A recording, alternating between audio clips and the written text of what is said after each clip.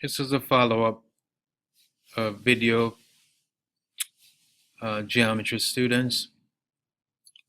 As we continue, this will be numbers 15 through 17 or possibly to 18. I think we did number 15 already. So let's go on to number 16. We have the measure of angle 1 is 117. It's a good idea to mark your angles the way it's given. So just go ahead when you get your test and just put your angle on there, 117 degrees. It wants to find the measure of angle 2, the measure of angle 3, and the measure of angle 4. Okay, it should have been deleted. So right off the bat, we know the measure of angle 3, what that would be. What would that be? Well, you can see that angle 1 and angle 3 are vertical angles. They're back to back, kind of like with the V here. They're back to back. We just proved that these two angles are always congruent. In fact, there's a theorem which says vertical angles are congruent. It's a provable statement. So measure of angle 3, immediately we know it's 117. How about measure of angle 2? I'll give it a double arc here. Is that going to be 117 as well? No. But we can find it, because if this is 117, which we just found, angle 2 and angle 3, they're on the same line segment here, so they form a linear pair. As a result, when we add these two angles up, we get a special number. These two angles, as you know, will add up to 180. So to find the measure of angle 2, we simply subtract 117 from 180. So let's go ahead and do that right here.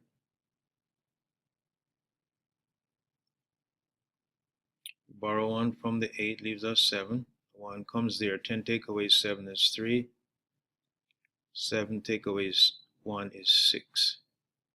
So this angle here, angle 2, would be 63 degrees.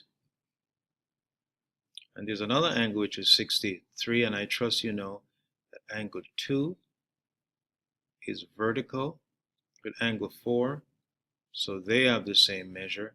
4 would also be 63 degrees, therefore. Let's proceed to numbers 17 and 18.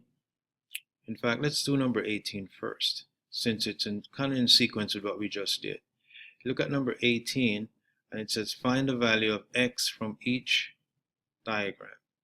So this angle here is 9x minus 5, and this angle here is 67. What do you know about these two angles? I trust by now you know they're vertical angles. So the setup is to say 9x minus 5 is equal to 67.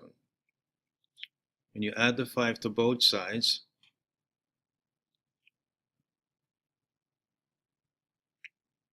five will be gone. From here you get 9x equals 67 plus 5.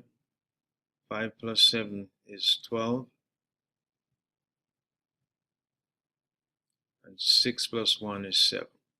Divide both sides by 9, and we get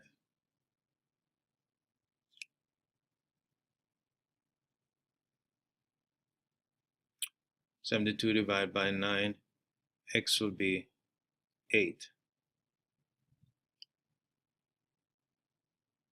How about this type here? Would these two angles be vertical? Not really. This angle, 145, and this angle, which I'll give a double arc, 7x plus 7, are on the same line, so they're called a linear pair. Again, this angle plus this angle, they add up to 180 degrees. So the setup for that would be 7x plus 7 plus 145 equals 180. That's the difference between a linear pair of angles and vertical angles. Now, what to do from here? We put like terms together. That would be the 7 and the 145 are alike, so we add those together. 145 plus 7. 7 plus 5 is 12. 4 plus 1 is 5. 1, so that would be 7x plus 152 would be 180. And then what? Well, we want to have this x term by itself, so we have to subtract the 152 from both sides. Since the 152 is positive here, we have to subtract to get rid of it. But if we subtract from the left side of the equal sign, we also have to subtract from the right side of the equal sign. So here it comes. We borrow 1 from the 8, leave us 7. That 1 makes the 0 10. 10 take away 8.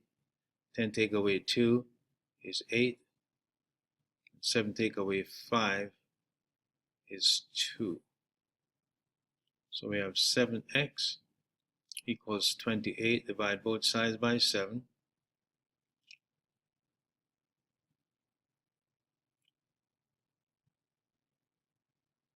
7's cancel. So we have x is equal to 28 divided by 7 is going to be 4. So that would be the x in that case.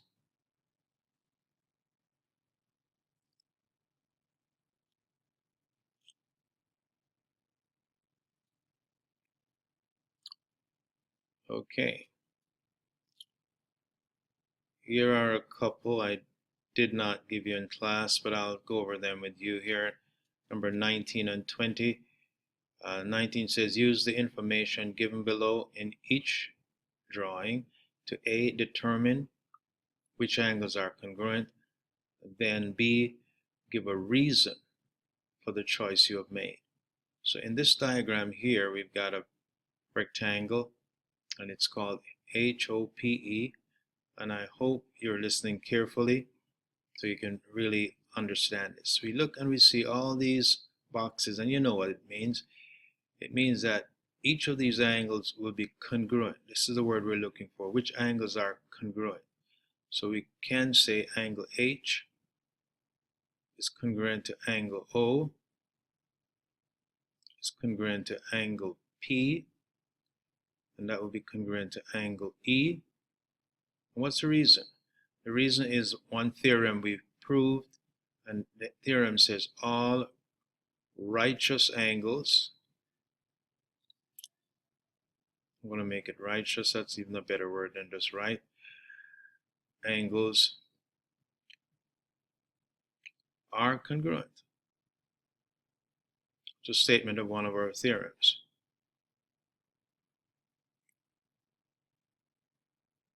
How about this one?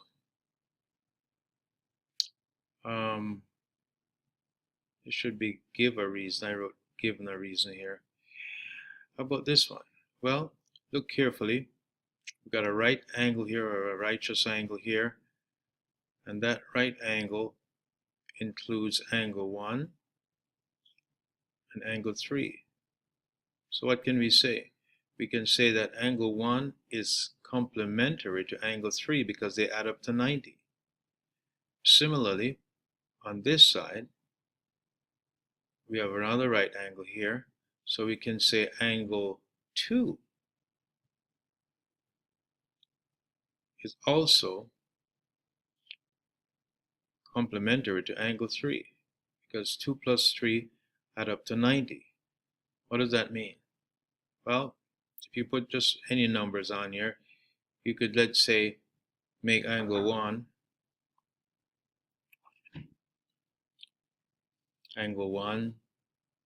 let's say angle 1 is 50, and angle 3 would be 40. And since 2 and 3 are supplementary, if this is 40, this would have to be 50. So here's what the theorem says. If two angles, now it's angle 1 and angle 2, are congruent, not congruent, but complementary to the same angle, then they will be congruent. So angle 1 would be congruent to angle 2. Why? Angles complementary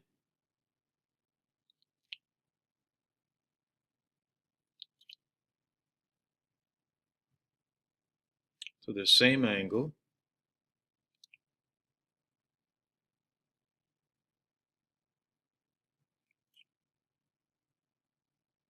are congruent.